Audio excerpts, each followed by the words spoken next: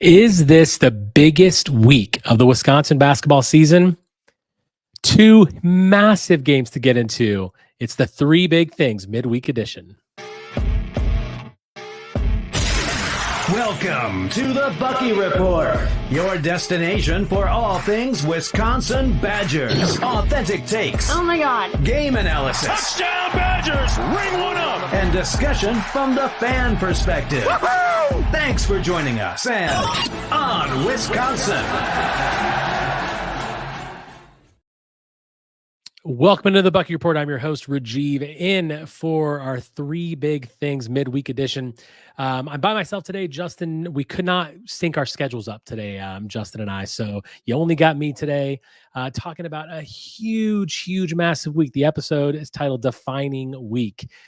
We have at Nebraska. We got home against Purdue. Oh, and by the way, we're the 6th ranked team in the land. So much to get into. I really think this is the defining week of the season. And I'm certainly not looking past the Nebraska game tonight. I mean, this is going to be epic. So we're going to get into a three big things episode to talk about the Nebraska game. We'll do a little bit of a preview of the Purdue game. And of course, the predictions. The Bucky Report's three big things. All right. Nebraska tonight. 7:30 Central Time. Three big things. Number one, for me is dominate the paint, offense, defense, and rebounding. This team is going to be very, very difficult to beat. Now, we did play Nebraska early in the season, January 6th, I think it was. We beat them 88-72 at the Kohl Center. Part of the reason we were so successful in that game is we dominated the paint. 36 points to 18 for Nebraska. Stephen Crowell and Tyler Wall were 10 of 15 for 26 points in that game. 10 of 15 from the field for 26 points. That's, I think, just a small fraction of what needs to happen. We have to be able to dominate the paint against this team. They are not overly long. They don't have a ton of height. Obviously, Rienk Mast is a good player, 6'10", 248.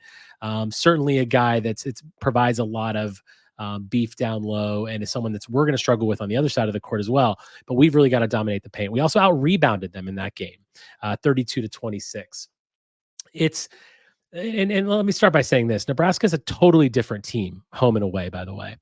This team is 5-5 in conference, 5-0 at home, 0-5 on the road. They haven't won a single game away from Pinnacle Bank Arena. They haven't lost a single game in the Big Ten at their home floor. They average 81 points at home. They average 69 on the road. This is a Jekyll and Hyde team that it's going to be extremely difficult. And you've heard me say on this show, you've heard me say on Locked On Badgers, winning on the Big Ten, winning on the road in the Big Ten is an extremely difficult thing to do. Extremely difficult thing to do. I look across the schedule in February and everything we have 5 road games, 3 home games. We talked about this on our Sunday episode, and Justin and I were talking about our record predictions for this month. And if you told me that we were going to lose 4 of those road games, I wouldn't even be that surprised. Not because I think that we're not better than those teams, but because it's really, really hard to win on the road. So for me, one of those things that you can do is, control the things that you can. And for us, it's controlling the paint. We've done a really nice job of that, especially against this team. There are teams that you can't do that against. Now, this team shoots really well. We're going to get into that a little bit. They've got incredible shooters all over the board, especially Tominaga, but we've got to control the paint. And I really when I think about that, it's also about offense, really about offense. Tyler Wall and Stephen Crowell have to have big games. Tyler Wall had a huge game against Nebraska in January, and I expect to see another similar performance like that. We're going to need it. We're really, really going to need those guys to own that, shoot a good number of shots and shoot a high percentage. Right? We can't be missing the layups around the basket. We've got to use Tyler Wall's creativity, use Stephen Crowell's moves that he's been using in the paint, and his prolific scoring down low. That has to be a part of the calculus if we're going to beat this team. And rebounding. Rebounding has been a strength for us in most games, and this is a game that we absolutely need to take advantage of that. Number 2, stifle the eventual runs Nebraska is going to have. I talked about already, this team scores 81 points at home, and look, they're going to go on runs. This is a very difficult place to play. You've seen Nebraska. Look, they beat Purdue 88-72 on their home floor. The same score that we beat them by in Madison. The very next game they played, or actually I think it might have been the game before even, they beat Purdue 88-72. And so look, they're going to go on runs, and that place is going to be electric. And in order for us to stay in this game and hopefully be in a position to win it at the end, or even be in a position to be up, we're going to have to make sure that we can stop those runs. And one of the best things that we've seen this season from our team, as you all know, is we haven't had the scoring droughts. We haven't had those times when another team can go on some really, really long run. Meanwhile, we're struggling to score. We've been able to actually do that and score when we need to, and to stop some of those big runs from happening. This might be the most difficult place to make that happen. When you have guys like Tominaga, who literally can just shoot from anywhere on the floor. And I feel like when he's guarded closely, he shoots better. I mean, the guy is unbelievable. And not only can he beat you from three, he can also drive the lane and throw up some crazy off the glass shot, and he'll make it, and he'll get fouled. He's going to get his points. And they're going to go on these runs, and that arena is going to be bumping. I mean, we are the number 6 team in the country. We're coming into their home floor. They've already taken on Purdue, and handily, by the way. So we're going to have to stop that. And I think that in order to do that, we've got to obviously get to the foul line, right? So that's going to be number one. Blackwell and Storr have a great ability to do that. Klesmit's shown that he can do that recently. And the guys down low, force some of those bigs in Nebraska to get into foul trouble and potentially stop those runs, control that game a little bit, slow that pace down so that they can't go on their huge runs. And all of a sudden, you've got a 2 or 3 point lead. The next thing you know, you're down 10 because Tominaga just drained 3 threes, right? That's what we've got to control in this game. Number 3, keep Mast from getting hot. This is a big one for me. Rienk Mast is their second leading scorer on Nebraska. And so when he came to Madison and we beat them 88-72, Mast took 14 shots, had 16 points. In the last home game they played, which was against Ohio State of last week, I think it was last week, Mast shot 13 of 17, 6 of 8 from 3, and had 34 points. Now, listen, that's his best game of the year. I think it's probably his career high, but he's kind of growing in confidence, this guy. He's 6'10", as I mentioned. He's a big guy. He's 248 pounds. He has a lot of good ability to score in the paint. He can also shoot from the outside. He's kind of an all over the floor type of a guy. And he can do it in a lot of different ways. So I know that, in my opinion, Tominaga is going to get his points because I feel like he's really, really difficult to stop. But I think if you can keep Mast under control and you can keep him from getting hot, and the only guy that's really kind of starting these runs and kind of getting them going is Tominaga, I think that will really put us in a better position because this team is really, really difficult to beat. I'm surprised at the fact that they haven't won a game on the road, but they've won all their games at home. And it's we're obviously a team that we're 5-0 at home. We're 3-1 on the road. And a lot of the better teams are going to be able to win on the road. And this is a tournament team, I think. There's no reason to think they're not going to be. They're going to finish in the top half of the Big Ten. They're probably going to be a team that goes 10-10 in conference, right? I mean, maybe they do steal a couple on the road. And maybe they lose a couple at home. Hopefully this game with Wisconsin is one of those games that they lose at home. But I think that it's really, really important to try to control the second guy with Mast because he's just growing and growing in confidence, and it's just going to be so difficult to get this done. Look, I think that when I look at the schedule, I talked about this, February is going to be really, really tough. And the question is this the biggest week of the year? I think it really is. I know that we're going to play Illinois and we're going to play Purdue again in March. Which obviously that's going to end the season. But this is kind of that point where if we go 0-2 this week, we play Purdue on Sunday. If we go 0-2 this week, you look at the schedule, you're like, okay, we're probably not going to win the conference because that means Purdue would have beat us. Purdue did win. They beat Northwestern last night in overtime, which I didn't see. I didn't watch the game. All I saw was the final score. It's crazy. Purdue's not a team that's going to really lose a lot of games. Let's be honest. So if we go 0-2 this week, we're thinking, okay, probably not going to win the conference, still going to finish in the top 2 or 3 in the Big Ten. But we're going to need to get through the rest of this February schedule, which again includes a lot of road games, and that's not easy to do. If we go 1-1, let's say tomorrow is the game that we win, right? And we lose on Sunday against Purdue, which is a very likely scenario, given the fact that we are a better team than Nebraska and Purdue likely a better team than us. You can have some confidence, right?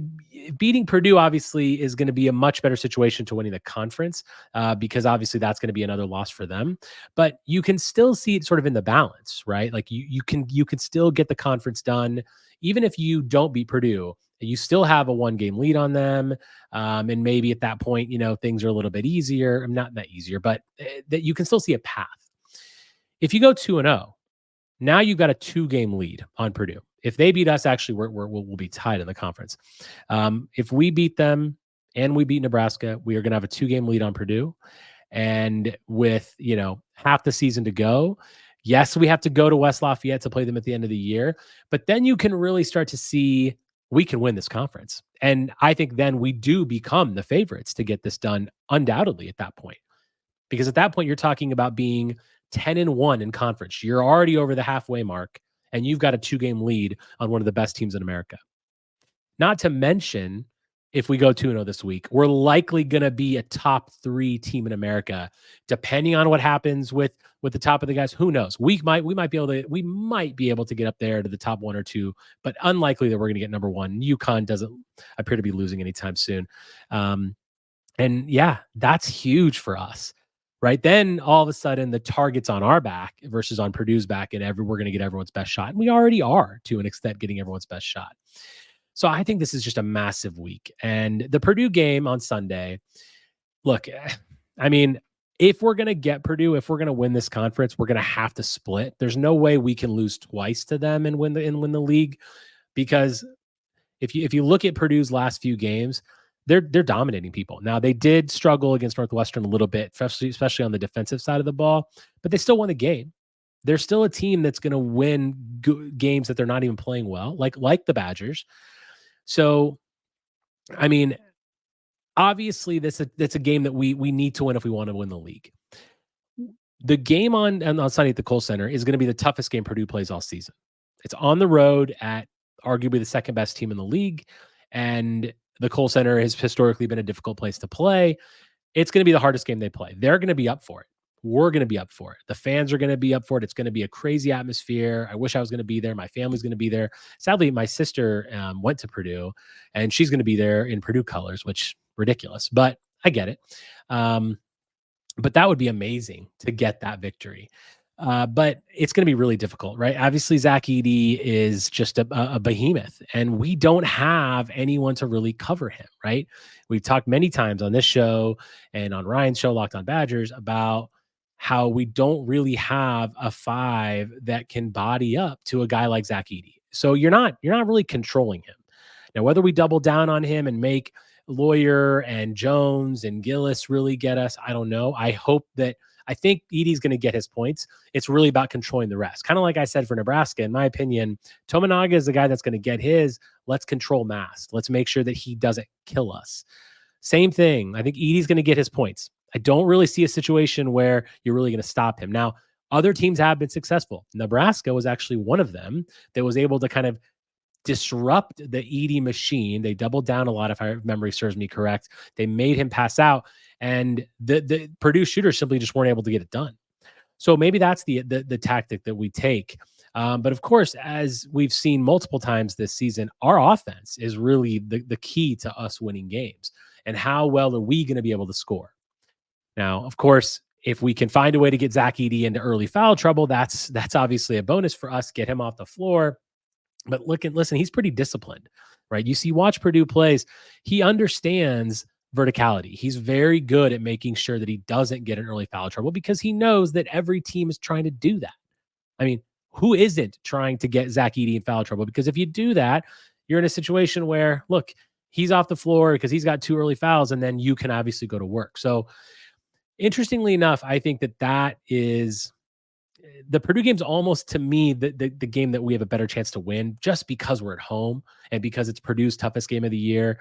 And I love the Kohl Center. I've spent many, many hours watching games in there, and I know that the atmosphere is going to be electric for that game, given the fact that you're talking about a number 2 versus number 6 team. That's pretty exciting, right? I mean, that's awesome, and we don't get a lot of that because we're not. I mean, since the final 4 years, we haven't really been a top 10 team. Now, I think we were in 2020. I think we did crack the top 10 there.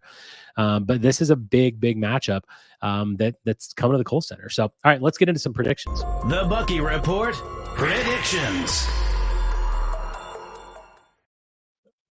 So I'm Mr. Positivity, but this is going to be a little tough for me. And I should have got Justin's predictions already, but I did not get those. So we'll try to post those out tomorrow. But so look, I actually think Nebraska gets it done tomorrow. Tonight. And this show is going to be dropping in the morning. I really don't. I want to believe that we can get this done. I want to believe that we can control the paint, control Mast, and not let him go crazy, and find a way to stop those runs. But there's a reason Nebraska hasn't lost in their arena all year. They know what's going on. They play so much better there, and they are ridiculously tough to beat. Let me remind you once again. Purdue went in there and lost by 16 points.